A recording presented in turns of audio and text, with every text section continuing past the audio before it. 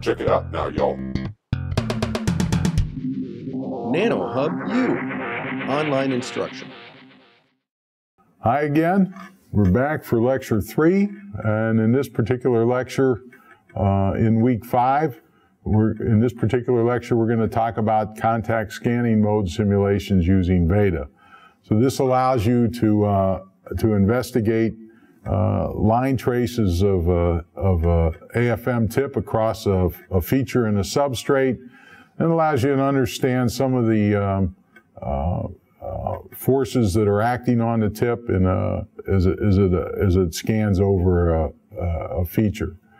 So just to remind you, if you go back to week 3 of this course, in particular lecture 5, purpose of a microscope, of course, is to obtain an image.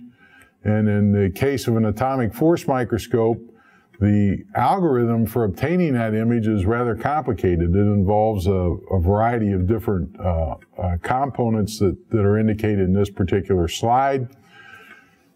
I'll emphasize again, we're doing a contact mode scan, which means the tip is in hard contact with the substrate. That means that there is a preset loading force that the tip is loaded against the substrate as the substrate is rastered underneath it. The substrate could have geometric features that are on the order of nanometers, and the interesting question then becomes, what sort of image will the tip provide of that particular feature?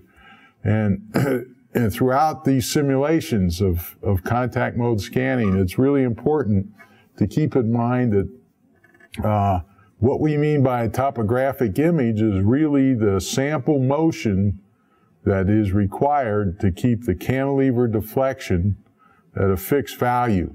And the cantilever deflection, if the cantilever deflection is kept at a fixed value, and if we know the spring constant K of the cantilever, then we know the loading force that the tip is exerting against the substrate as the imaging occurs.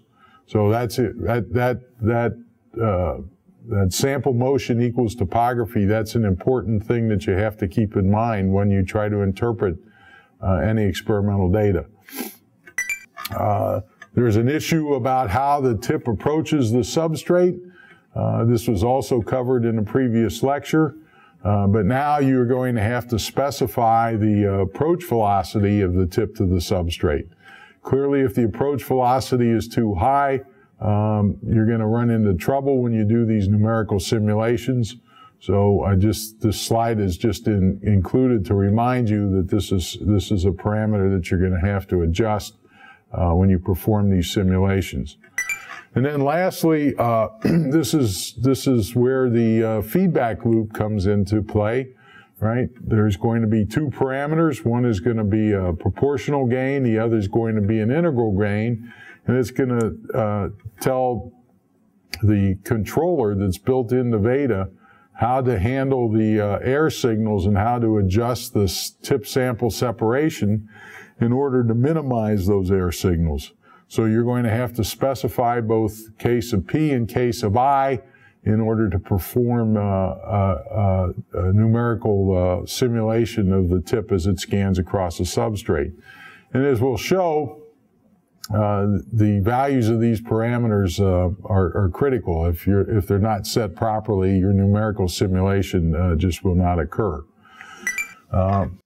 One feature in VEDA that's very nice is you can continually build on your understanding of different aspects of atomic force microscopy. So when we did first versus distance simulations in the previous 2 lectures, we were focusing an awful lot on the tip sample interaction forces and trying to include realistic models for those. We're going to have to do that in this simulation also, and in fact there's going to be 5 tabs that we're going to have to work through before we can perform a simulation.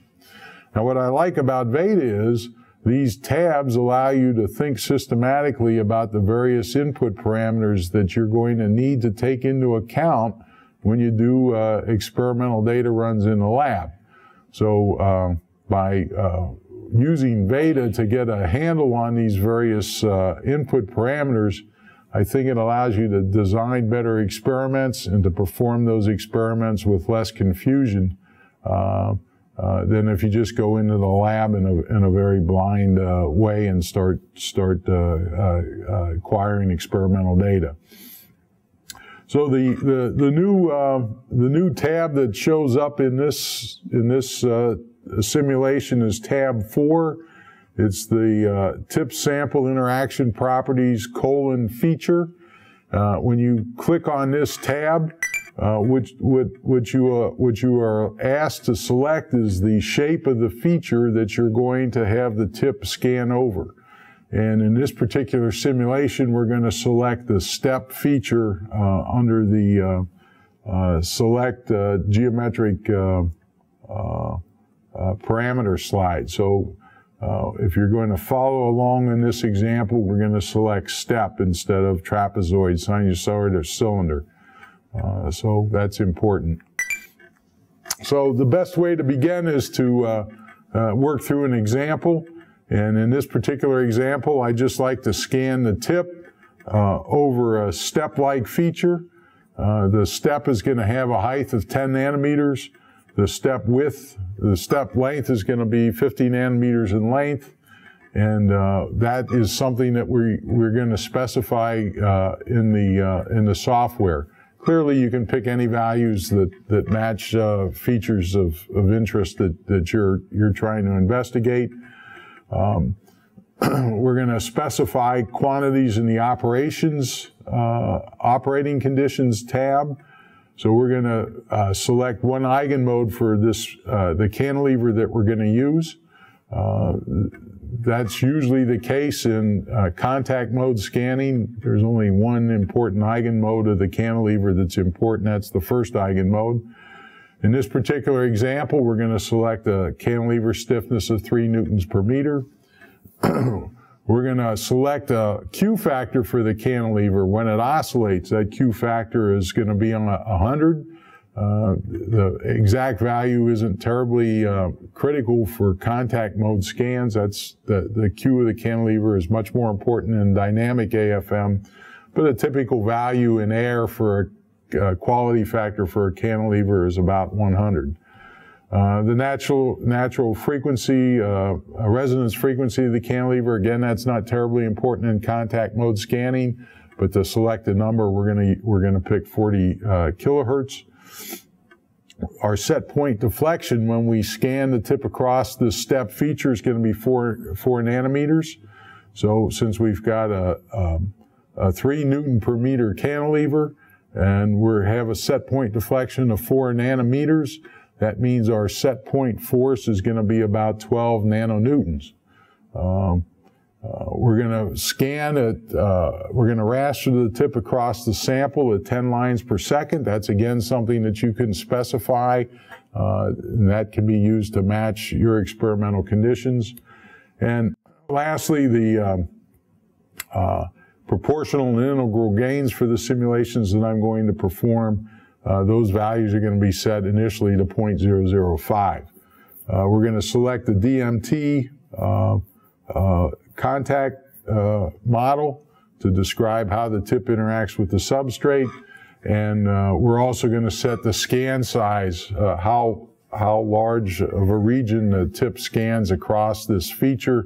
We're going to set that to 100 nanometers under the simulation parameters tab, and we're going to run a simulation, and we're going to try to measure the topography of this step in AFM using these particular values that we've had to set. Just to provide you with a guide for the parameters that I actually use when I perform this simulation, I give you a printout of the echo input file, and I select by various circles the parameters that I'm specifying when I do the simulation. So I guess most of the parameters are self-explanatory.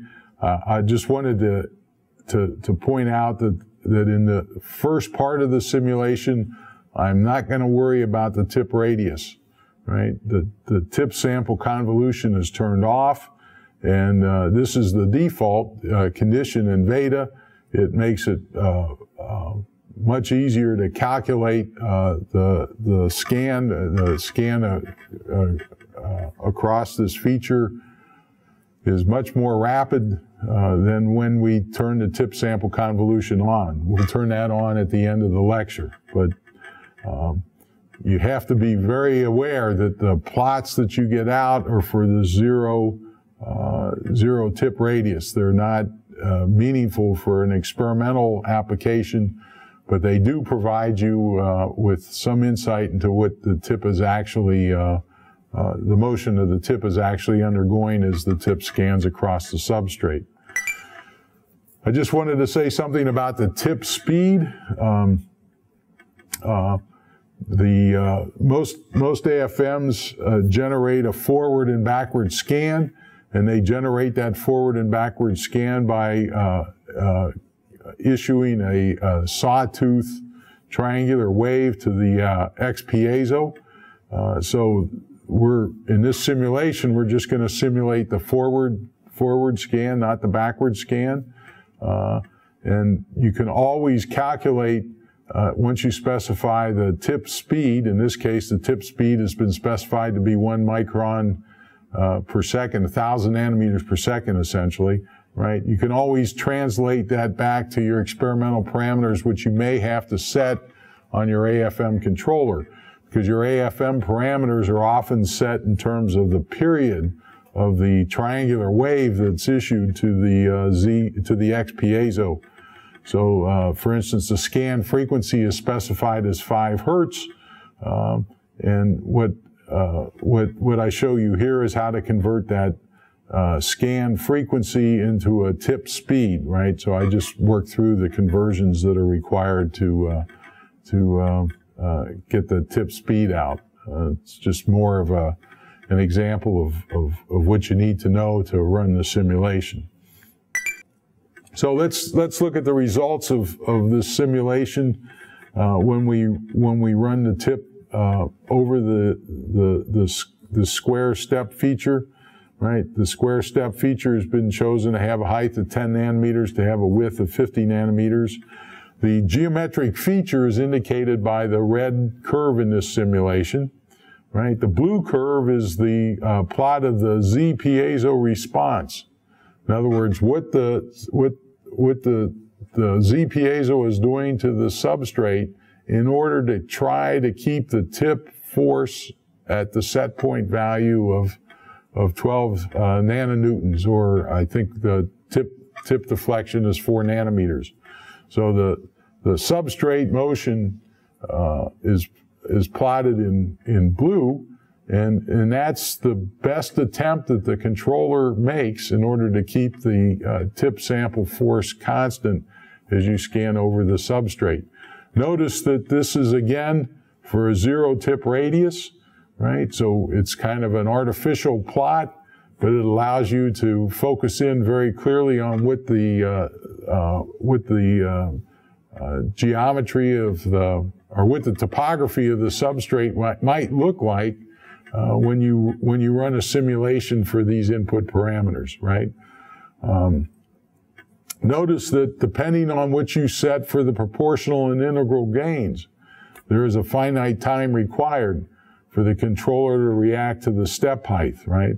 And that's clearly indicated by the finite rise time as the tip fails to track the step feature in a very accurate fashion, indicated by the rise of the blue curve with respect to the sharp vertical jump of the red line. Also notice that when the tip moves past the feature, there's a trailing edge, right? The tip literally parachutes off the feature. It's not in contact with anything, and it requires a certain amount of time for it to recover when it actually hits the flat region of the substrate, which in this case is located at a Z height of 0 nanometers, right? Using VEDA, you can select different outputs from the simulation. So VEDA calculates all these things in parallel, and then those outputs are there for you to examine. So in this particular slide, what I show is the mean interaction force is a function of the displacement of the cantilever across the substrate. You can see that the set point force is indicated by that leftmost red circle. It's at about 12 nanonewtons because that's the set point force that we selected in this example. You can see that when the tip first encounters the step feature, there's a large error in that set point force. And that large error is indicated by the upward going feature that is clearly present.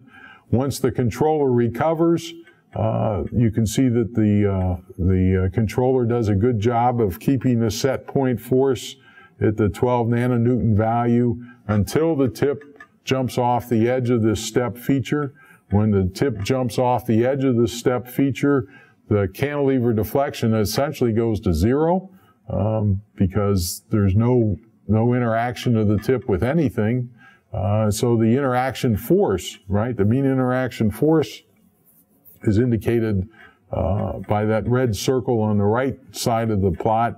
That mean interaction force goes to zero for a short period in time. And then you can see from this plot that the interaction force returns to the 12 nanonewton value, the set point value, once the tip comes into contact with the flat region of the substrate. So it's a very nice plot that shows you the errors that the errors in the set point force that the tip experiences as it scans across this particular feature. And of course, the parameters of the feature, that's something that you can adjust to match the experiment that's of interest to you. VEDA also allows you to output a number of parameters. Here I just show the measurement error in nanometers. So this would be the error in the topography that your image would contain. And then I also show the deflection error. In other words, how much the cantilever deflects as it goes over the feature. And you can see you can see from these plots that the measurement error and the deflection error are essentially all contained at the region of where there's a sharp discontinuity in a substrate, right? Everywhere where the substrate is flat, the cantilever does a good job of tracking the topography. It's just at the sharp edges where you run into some of these errors. It's a fair question. Can we do any better? And the answer is a little bit. You can slow down the scan speed, right? So the original scan speed was 10 scan lines per second. That gave a tip velocity of about 1,000 nanometers per second. You can slow that down so you can go back into VEDA and you can change that parameter. So here I compare a 2 lines per second scan to the 10 lines per second scan. And you can see that the 2 lines per second scan does a little bit better job of tracking both the leading and trailing edge of the feature. So for a given set point feedback gains, it's always you usually get a better and more faithful image if you slow the tip down. So that's a general principle that always seems to apply.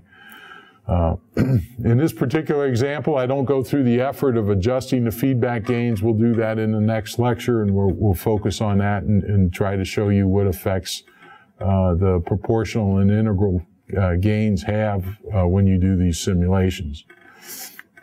What is important, though, is that you have to realize all these plots that are shown in the previous slides, they're all performed with essentially a zero tip radius. That's unphysical.